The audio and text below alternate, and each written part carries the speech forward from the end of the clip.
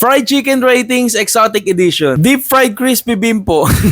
8/10. Alam na alam niyo to, nag-trending to dati. Natulfo pa nga to, tapos gusto pa ata perahan si Jollibee nung nagreklamo, kaso mission fail. Kaya kayo mga business owner, wag niyo pagodin yung mga crew nyo. Kasi after magpunas ng pawis gamit ang bimpo, diretso sa, diretso sa breading, tapos deep fry na agad. Chicken na laet. 69/10. Ito yung desperado ka nang ipasubo sa crush mo yung ano. So ayan, sinerve mo na lang sa kanya. Deep fried daga, 7/10. Kadiri naman to. Okay, sabihin natin chicken yan. O anong part ng chicken yan? Yung ganyang shape. Last time I checked, walang mahabang buntot ang manok ha.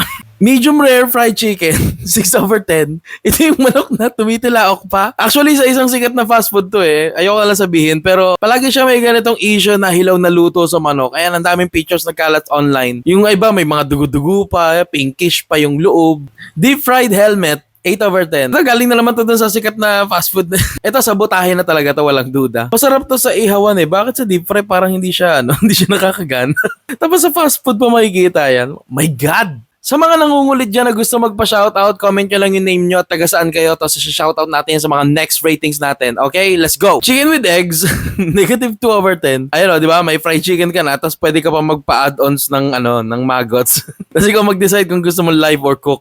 Chicken na may bull, bull 2. 3/10. Ito na issue talaga. Tapos kulot yung buhok, no? Ano yan? Tinira mo muna yung manok, kaya may naiwang buhok, tapos saka mo pinirito.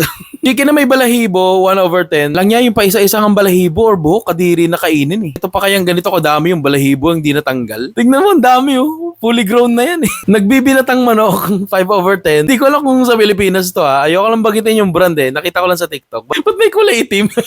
Hindi ba yung mga dapat mga binibenta, yung mga 45 chicken, so dapat puti. Ba't itim? Ano yan, puberty? Kasi konti pa lang. Crispy chicken with rubber band, 4/10. Ito galing na naman to dun sa sikat na fast food na binabanggit ko. Bibingo na eh. Palagi nang puro complain eh. Lapit ng fried chicken na to. Crispy yung labas, tapos makunat yung loob. Alam niyo, ba't may goma? Rat tenders, 8/10. Ibang brand to dun sa deep fried na hugis daga kanina.